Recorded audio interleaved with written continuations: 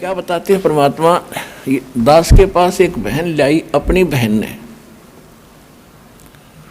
हमारा नाम ले रखा था उस लड़की ने, वो अपनी बहन को लाई, उसने किसी और संत से नाम ले रखा था। और उसके साथ साथ जैसे अन्य संतों के जितने ये पुजारी हैं, भक्त हैं, वो तो गुरु है ही है, पर क्रिया सारी वही करते हैं जो आम समाज कर रहा होता है। वह बहनें व्रत भी रखती थी। किसका व्रत रखती थी? संतोषी माता का, शुक्रवार का। और जब उसकी बहन ने जो नाम ले रखा था, वो उसको साथ लाई थी कि आप वहाँ से नाम ले लो हमारे गुरु जी के पास से। आपका उसका पति शराब पिया करता, और शराब पीकर रोजाना पिटाई करना, घर से बाहर खड़ी कर देना, आप कुंडी ला के सो जाना। ये तकरीबन रोज का ड्रामा था उसका। इस दुख से के निवारण के लिए वो बहन लेकर आई उसको वहाँ पर, इस दास के पास। तो मैंने उसको बताया, बेटी नाम, पहले थोड़ी संगत होती थी, उसको समझा कि दीक्षा से पहले ये नियम सुन ले, कोई व्रत उपवास नहीं करना, अन्य देव की पूजा नहीं करनी, सारी बताई। तो वो कहने लगी, जी मैं तो शुक्रवार का व्रत रखती हूँ, उसका तो उद्यापन करूँगी, फिर देखूँगी, मैं नहीं छोड़ सकती। और उसने अपना दुख बताई दिया था उसकी बहन ने कि इसका पति शराब पीता है, अरिया वहाँ से नाम ले रखी है, और ऐसे ऐसे ये सब क्रिया भी करती है। तो मैंने कहा, बहन पहले ये बता, आप शुक्रवार का व्रत किस लिए करते हो? कि घर में शांति हो। पहले तो आपने शुक्रवार के व्रत की कथा का पता नहीं। उसकी कथा कैसे है? एक बहन का पति किसी अपने रोजगार के लिए दूर देश गया था, और वो काफ़ी समय तक वापस नहीं लौटा। तो उस बहन को संतोषी माता दिखाई दी, और उसने कहा कि बहन तू क्यों दुखी है बेटी, तू मेरे 16 शुक्रवार के व्रत कर, तेरा पति घर आ जाएगा। उसने 16 शुक्रवार के व्रत किए, और 16वां शुक्रवार के दिन उसका पति उसके घर आ गया। उसको बड़ी खुशी हुई, फूली नहीं समाई। ये कथा इसकी। यानी 16 शुक्रवार के व्रत करने से ये बेनिफिट है कि किसी का पति किसी कारण से दूर चला गया हो, घर आने की सुध ना रही हो, तो घर आ जा, ये फल हुआ। और तेरा पति रोज आवे, रोज कुटे तने तो भी व्रत राख रही, फूटे वाग चले।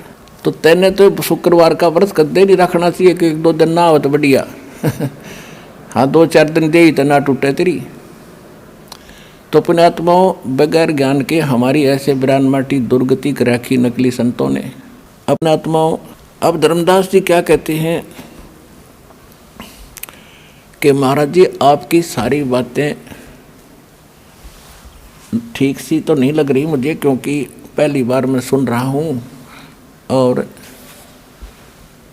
फिर अपना जो पुराना रंग था वो फिर बताता है कि त्रिदेवन की महिमा अपारम, ये हैं सर्वलोक करतारम, सुन जिंदा क्यों बात बनावे, झूठी कहानी मोहे सुनावे।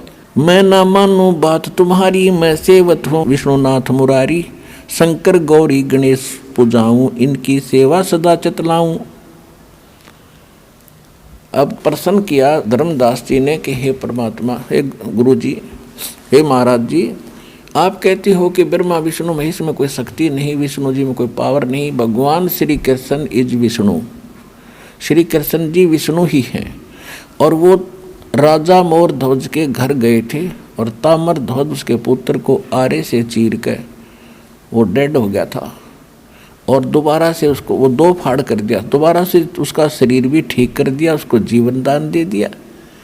भगवान मेरे गले में उतरती नहीं आपकी यह बात कि इनमें कोई शक्ति नहीं। परमात्मा ने कहा, मैं ये नहीं कहता कि इनमें कोई शक्ति नहीं, आप जो भूल कर रहे हो मैं वो समझाना चाहता हूँ। आप एक स्टेट के मंत्री को, प्रांत के मंत्री को आप प्रधानमंत्री कह रहे हो, मैं आपकी ये भूल मिटाना चाहता हूँ।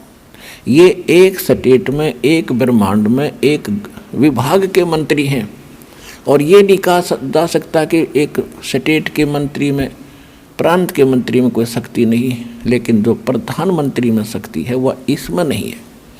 एक मोटी सी बात दास आपको समझा रहा है उनकी वार्ता के माध्यम से, जो भगवान ने उनको बताया। तो कैसे तो परमात्मा ने कहा कि मैं ये नहीं कहता कि इनमें शक्ति नहीं है, लेकिन ये आपके संस्कार को नहीं चेंज कर सकते, आपकी उम्र नहीं बढ़ा सकते, आपके रोग का नाश नहीं कर सकते, जो आपकी किस्मत में लिखा है। आपको जो हानि होनी है उसको चेंज नहीं कर सकते, इनमें पावर नहीं है। कैसे? जैसे यही श्री कृष्ण जी पांडवों और कौरवों का जो महाभारत युद्ध हुआ, अभिमन्यु सुभद्रा पुत्र, सुभद्रा श्री कृष्ण जी की बहन यानी श्री कृष्ण जी का सगा भांजा, और युद्ध में मारा गया चक्रव्यूह में। श्री कृष्ण रोए, सारे पांडवों का कुणबा रोए और सुभद्रा रोए। तो श्री कृष्ण जी ने क्यों ना जीवित किया वो अभिमन्यु? वहाँ तो जरूरत थी, उसकी युद्ध का समय था, दो आदमी एक एक से बन रहे थे, और वहाँ बे मतलब जाकर कटवा दिया। मोरध्वज का लड़का ताम्रध्वज, वहाँ जीवित कर दिया। यहाँ क्यों ना जीवित किया उसने? अब हमारी तो इतनी बुद्धि थी, बस फ्यूज हंसन लग गया। हाँ, बात तो आपकी सच्ची है जी, यो क्यों ना जी, आप बताओ फिर। परमात्मा बोले सुन ले, वहाँ तो ताम्रध्वज की आयु शेष थी, वो तो ये छोटे मोटे ये भी कर देते हैं। जैसे गोरखनाथ जी ने अपने गुरु मच्छिंद्र नाथ का उसका शरीर फूंक दिया गया था, अस्थियां शेष थी, उन अस्थियों को अपने मंत्र से अपनी शक्ति से शरीर बना दिया, और उस आत्मा को वापस मच्छिंद्र नाथ की आत्मा वापस प्रवेश कर दी शरीर में, क्योंकि उसकी आयु शेष थी, वो वैसे भटक रहा था प्राणी, लेकिन आयु नहीं बढ़ा सकते ये। तो यहाँ अभिमन्यु की आयु शेष नहीं थी, उसका जीवन मनुष्य का इतना ही था, श्री कृष्ण नहीं उसको जीवित कर सके। और पूर्ण परमात्मा कहते हैं, तुम कौन राम का जपते जापम तात कटे नयतीनु तापम।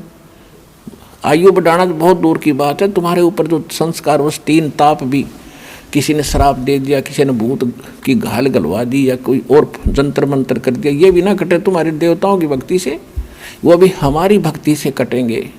सतगुरु जो चावे सो कर ही, 14 कोट दूत जम डर ही, ऊत भूत जम त्रास निवारे, चित्रगुप्त के कागज पाड़े। तो ये परमात्मा समर्थ है, यही सब 3 ताप का भी नाश करते हैं। और तुम जिन भगवानों की भक्ति करते हो, उनसे तुम्हारे 3 ताप भी नहीं कट सकते।